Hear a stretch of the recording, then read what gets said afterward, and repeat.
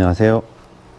송티처입니다. 지난 시간에 제가 그 드라이브 비거리에 대해서 오늘 설명을 해드린다고 했는데, 그걸 정리를 하다 보니까 레깅이라는 동작을 설명을 먼저 해드려야 되겠네요. 레깅을 모르고는 비거리 내는 설명을 아무리 해도 여러분들이 이해하기 어려울 거라고 저는 생각을 합니다. 그래서 오늘은 레깅부터 먼저 설명을 좀 해드리고 들어갈게요. 레깅이라는 거는 늦추다, 딜레이 히트라는 표현도 많이 써죠. 클럽이 공을 치는데 내 손보다 헤드가 먼저 들어가지 말고요, 손이 먼저 나오고 헤드가 따라 들어오는 얘기예요. 그래서 헤드가 공을 치는 타이밍을 좀 더 늦춰서 스피드를 늦추라는 얘기는 아니에요. 손이 먼저 나오고 헤드가 들어오는 얘기인데요. 그런 뜻인데, 그 레깅이라는 동작에 반대되는 행위를 우리는 캐스팅이라고 하잖아요. 손이 먼저 빨리 풀려서 헤드가 먼저 들어와서 공을 치는 행위. 이렇게 되면 클럽 로프트가 이렇게 맞아야, 공이 여기 있다면 그립 끝이 더 공을 지나오고 이렇게 맞아야 로프트가 서서 맞는데, 이렇게 맞지 않고 여기에 먼저 들어오게 되면, 예를 들어서 이게 7번 채라면 7번 채가 9번이나 피칭 각으로 맞게 된다는 거죠. 그렇게 되면 아무래도 거리가 9번이나 피칭 거리밖에 안 나오겠죠.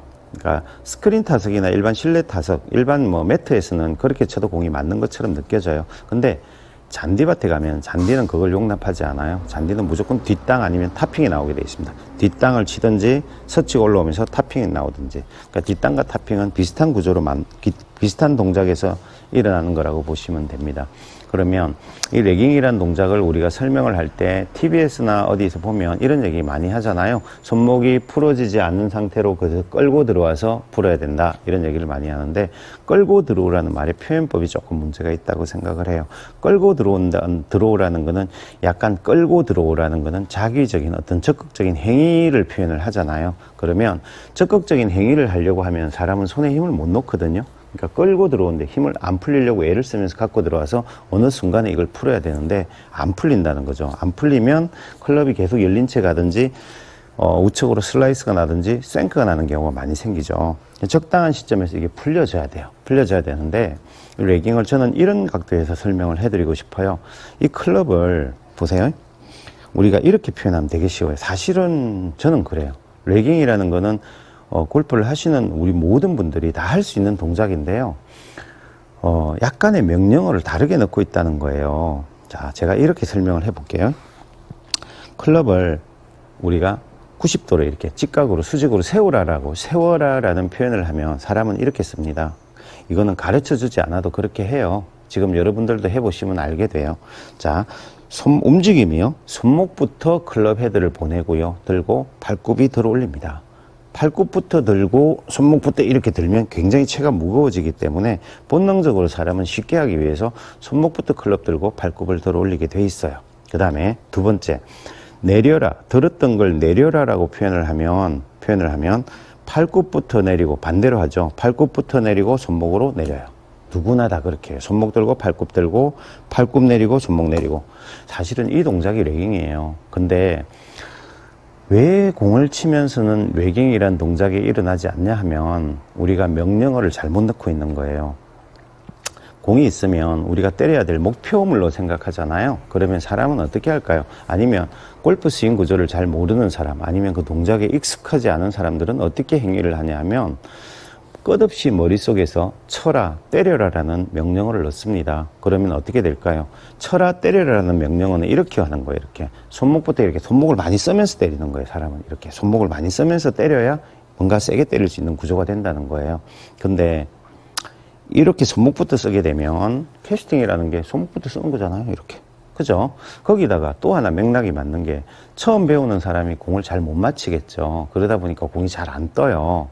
근데 옆에 분들 치는, 오래되신 분들 치는 걸 보면 공이 잘 떠거든요. 그러면 그 사람은 어떤 생각을 하냐면, 이 공을 때려서 띄워야 된다는 생각이 굉장히 강해지게 돼 있어요. 내용을 모르기 때문에. 그러면 때려서 띄우려고 하는 동작과 캐스팅 동작은 일맥상통합니다. 그죠? 그래서 계속 그 명령어를 넣고 있는 거예요. 근데 명령어를 바꿔보면요. 세웠던 거 내려라라고 하면 어떨까요? 내려라라고 하면 이렇게 내리지 않을까요? 허리를 돌리면서 내려라. 허리를 돌리면서 내려라. 치지 말고 내려라. 힙턴, 팔굽 내리고 손목 내리고. 이렇게 되면 이게 레깅이 아닌가요? 그죠? 되게 간단하죠. 레깅이란 동작은 팔굽부터 내리고 손목을 내려주는 동작인데요. 이거는 적극적인 행위가 아니라 그냥 무게대로 놓는 거예요. 그러다 보니까 풀리는 시점이 맞춰지겠죠. 그죠? 그래서 레깅이라는 동작은 그런 의미로 해석을 하셔야 돼요. 근데 계속 끌고 들어와서 풀어라. 끌고 들어와서 풀어라. 끌고 들어와서 풀어라. 다 해야 되는 것들이잖아요. 명령어 자체가. 그죠? 근데 그냥 편하게 내려라라고 하면 내려라라는 거는 힘을 놓는 행위를 얘기하지 않습니까? 힘을 놔야 내려지잖아요. 그래서 내려라라는 행위를 내려라라는 명령어를 넣게 되면 자연스럽게 제가 임팩트 백을 놓고 한번 볼게요. 자, 여기서 내려라. 힙턴하고 내려라. 팔 내리고 손 내리고. 이렇게 되면 이게 레깅입니다. 어려운 게 아니에요. 근데 처음 하시는 분들이 어려울 수밖에 없는 게 공을 맞춰야 되잖아요. 맞춰야 된다는 생각이 엄청 강하다 보면 오른손이 이 클럽을 통제하려고 하게 되거든요. 통제하려고 하다 보면 오른손에 힘을 쓰는 구조는 항상 이런 식이에요. 이런 식으로 힘을 쓰고 있기 때문에 명령어를 계속 그렇게 넣을 수밖에 없는 구조가 되는 거죠. 그렇게 하다 보니까 오래 치다 보면 이 공을 맞히는 게 별로 부담스럽지 않은 시점이 와요. 자연스럽게 공이 맞는다는 걸 알게 되는 시점이 오는데 그 시간이 너무 많이 걸린다는 거예요. 근데 그 시간까지 계속 때려라라는 이미지로 공을 친 사람들은 끝없이 캐스팅이 되면서 공을 치고 있고요. 근데 그 사람들이 공을 어느 순간까지, 90개 스코어로, 그까지는 쉽게 가는데 그 이상은 잘 못 내려간다는 거예요. 그 구조를 모르고 있으면. 그래서 거리를 내는 방법도 그 레깅이 일어나지 않으면 임팩 구간에서 헤드 스피드를 빠르게 하는 방법을 알 수가 없어요.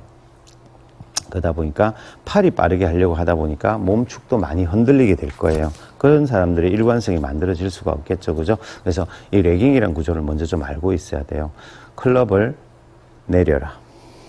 우리가 살아오는 40년, 50년 동안 때려라라는 이미지를 명령어를 주게 되면 사람은 끝없이 팔은 이렇게 움직였어요. 그 긴 세월 동안. 그래서 명령어를 때려라라고 하면 무조건 팔은 이렇게 움직입니다. 레깅을 하려고 해도 안 돼요. 자, 그러면 우리가 그 긴 세월 동안에 내려라라는 명령어를 내렸을 때는 팔은 어떻게 했을까요? 이렇게 했겠죠. 이렇게 내려놓는 행위를 했을 거예요.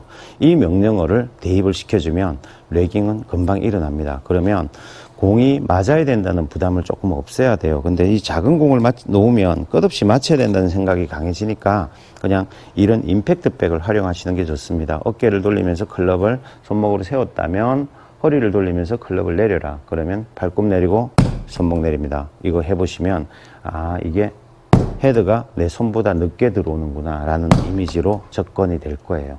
이렇게 해서 이 레깅이라는 동작을 먼저 이해를 하셔야 됩니다. 그래야 손이 늦게 풀리는 방법을 알아요. 그러고 나면 이 연습을 많이 하시면 아이언 클럽의 비거리가 손을 풀면서 치는 사람과 내리면서 클럽을 놓아주는 사람의 비거리 차이는 2클럽 이상 차이 납니다. 그래서 그 동작부터 먼저 이해를 하시고요. 그 연습을 충분히 해보십시오. 그러고 나면 그 동작을 조금 이해를 하고 나면 다음 시간에 드라이버 비거리 내는 법도 금방 깨우치게 될 거예요. 또 TV나 유튜브 같은 데 요즘 보면 이런 거 있잖아요. 드라이버 레슨 이걸로 끝, 아니면 드라이버 비거리 50m 늘리기 이런 걸로 끝, 이런 거. 저는 그런 거 없거든요. 그런 거 없다고 생각합니다. 그냥 기본에 기본에 충실해져야 돼요. 기본이 충실해지고 나면 어떤 이 클럽을 운용할 수 있는 경지까지 몸의 움직임이 만들어져요. 그리고 이 명령어를 넣는 체계가 조금 달라지게 돼요. 그리고 공을 맞히는 행위도 굉장히 쉬워지게 됩니다. 그렇게 연습을 하시고 난 다음에 다음 시간에 드라이버 비거리의 요소들에 대해서 그 요소들이 어떤 구조로 움직이고 있고 우리는 어떤 연습을 하면 거기에 맞춰서 비거리를 낼 수 있는지 그 부분을 다시 설명을 해드리도록 하겠습니다. 오늘은 여기까지 하겠습니다.